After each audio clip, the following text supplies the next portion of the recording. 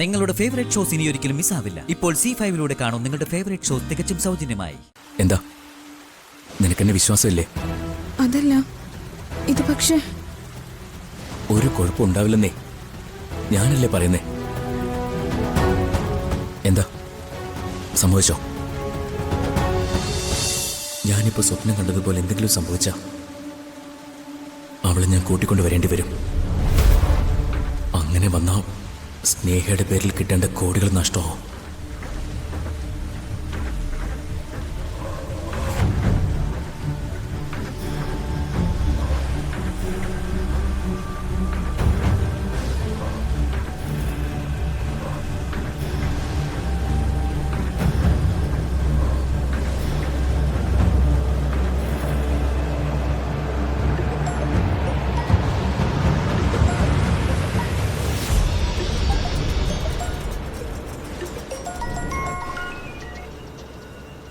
Hello, താൻ ഉറങ്ങിയില്ലേ? ഇല്ല, ഞാൻ നിന്നെ വിളിക്കാതിരിക്കുമായിരുന്നു. ഒരു കാര്യമുണ്ട്. എന്ത് കാര്യം? ഇവിടെ എല്ലാരും കൂടി എനിക്ക് മറ്റൊരു വിവാഹാലോചന കൊണ്ടുവന്നിരിക്കുക. എത്ര പറഞ്ഞിട്ടും ഇവിടെ ആർക്കും ഒന്നും മനസ്സിലാവുന്നില്ല. ഇവിടെ എനിക്ക് ഒരു സ്വസ്ഥതയും കിട്ടുന്നില്ല. നീ എന്നെ ഒന്ന് കൂട്ടിക്കൊണ്ടു പോ ധനുഷ്. എല്ലാവരെയും എതിർത്ത് ഇനി ഇവിടെ പിടിച്ചു നിൽക്കാൻ പ്രയാസമാ. നീ ഉദ്ദേശിക്കുന്നത് പോലെയല്ല ഇവിടെ ഉള്ളവര്. അവരൊരിക്കലും നമ്മളെ തമ്മിൽ ഒരുമിക്കാൻ അനുവദിക്കില്ല. ഇനിയും നമ്മൾ ഇവരുടെ അനുവാദത്തിന് കാത്തുനിന്ന ഒരിക്കലും നമുക്ക് ഒരുമിക്കാനാവില്ല.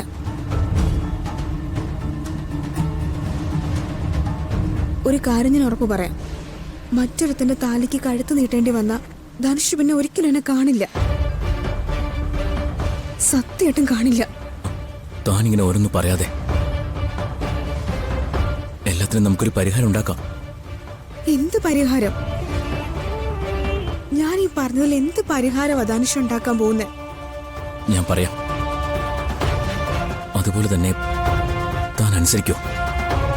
ധനുഷ് പറയേ.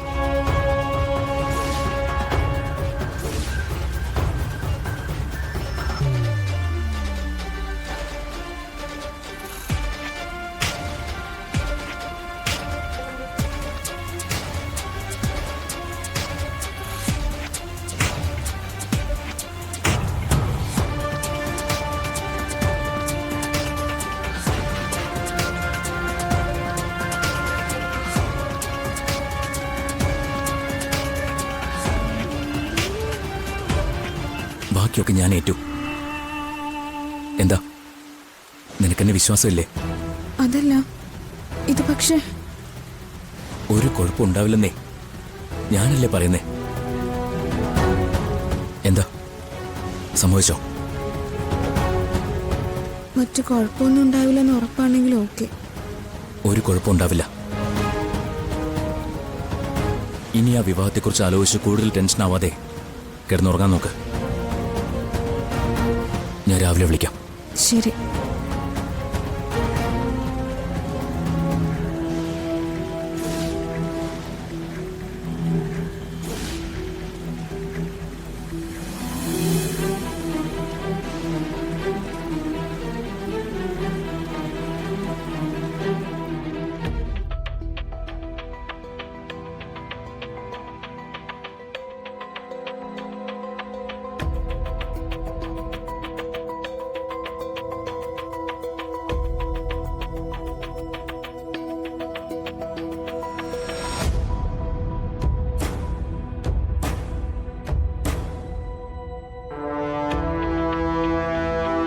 ഇങ്ങനെയൊക്കെ പറയുന്ന സ്നേഹയോട് ഇനി നമ്മൾ എന്തു പറഞ്ഞാ അവളെ മറ്റൊരു വിവാഹത്തിലേക്ക് എത്തിക്കുന്നത്? അവൻ എന്നെ പറഞ്ഞു പറ്റിക്കാതിരുന്നെങ്കിൽ, എല്ലാ സത്യവും എന്നോട് നേരത്തെ തുറന്നു പറഞ്ഞിരുന്നെങ്കിൽ, എങ്കിൽ ഞാൻ ഒരു എതിർപ്പുമില്ലാതെ ഇത് നടത്തി കൊടുത്തേനെ. ഇനി അങ്ങനൊരു ആലോചനയ്ക്ക് മനസ്സനുവദിക്കുന്നില്ല. അച്ഛന്റെ വിഷമം ഞങ്ങൾക്ക് മനസ്സിലാവും അച്ഛൻ. ഏതോ സ്വപ്നലോകത്താ സ്നേഹം ഇപ്പോൾ ഉള്ളത്. അവൻ ശരിക്കും സ്നേഹം ഓരോന്ന് പറഞ്ഞ് വശത്താക്കിയിരിക്കുക. ദേഷ്യപ്പെടും തോറും അവക്ക് വാശി കൂടി വരികയുള്ളൂ.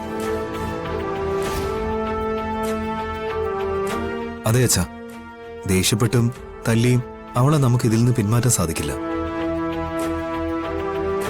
അതിവിടെ എല്ലാവർക്കും സമാധാനക്കേടുണ്ടാവും.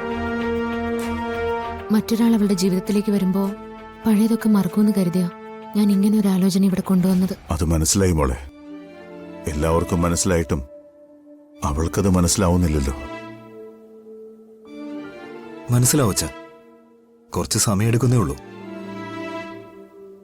സാവകാശം അവളെ കാര്യങ്ങൾ പറഞ്ഞ് മനസ്സിലാക്കണം. അവള് ധരിച്ചു വെച്ചിരിക്കുന്നെല്ലാം തെറ്റാണെന്ന് അവൾക്ക് തന്നെ ബോധ്യം വരണം. എല്ലാം നേരിട്ട് കണ്ടിട്ടും ഇപ്പോഴും ഇങ്ങനെ സംസാരിക്കുന്നവളോട് എങ്ങനെ നമ്മൾ ഓരോന്ന് പറഞ്ഞ് ബോധ്യപ്പെടുത്തും? എന്നെ തട്ടിക്കൊണ്ടുപോയി ഉപദ്രവിച്ചത് ധനുഷാണെന്ന് ഞാൻ എത്ര തവണ പറഞ്ഞിട്ടും അവക്ക് മനസ്സിലായിട്ടില്ല. അല്ലെങ്കിൽ അതവള് വിശ്വസിക്കുന്നില്ല. കൂടപ്പിറപ്പുകളെക്കാൾ അവക്ക് വിശ്വാസം ഇപ്പോ അവനെയാ.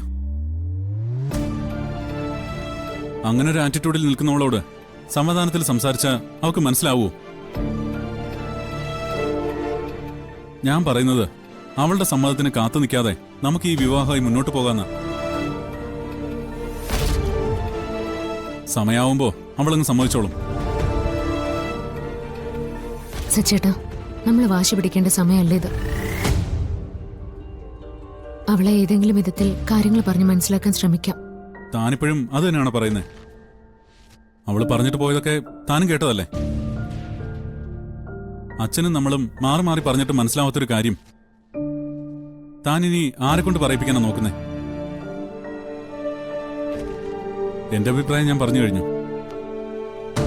ഇനി അച്ഛൻ തീരുമാനിക്കുക എന്താ വേണ്ടതെന്ന്.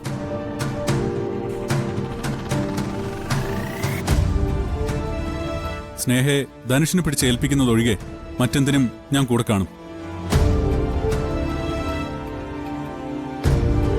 അച്ഛൻ വിഷമിക്കണ്ട, എല്ലാവരും ശ്രമിക്കല്ലേ. ഏതെങ്കിലും ഒരു നിമിഷം അവക്ക് മനസ്സിലാവും നമ്മൾ പറയുന്നതിൽ ശരിയുണ്ടെന്ന്. എല്ലാം ശരിയാവും അച്ഛ. എന്തൊക്കെയായാലും നമുക്കറിയാത്തതല്ലല്ലോ അവളെ. പിന്നെ ദേഷ്യവും വാശിയൊക്കെ തൽക്കാലത്തേക്ക് മാത്രമേ ഉണ്ടാവുള്ളൂ. അത് കഴിയുമ്പോൾ അവളായിട്ട് തന്നെ മാറിക്കോളും. എനിക്ക് ഉറപ്പാത്.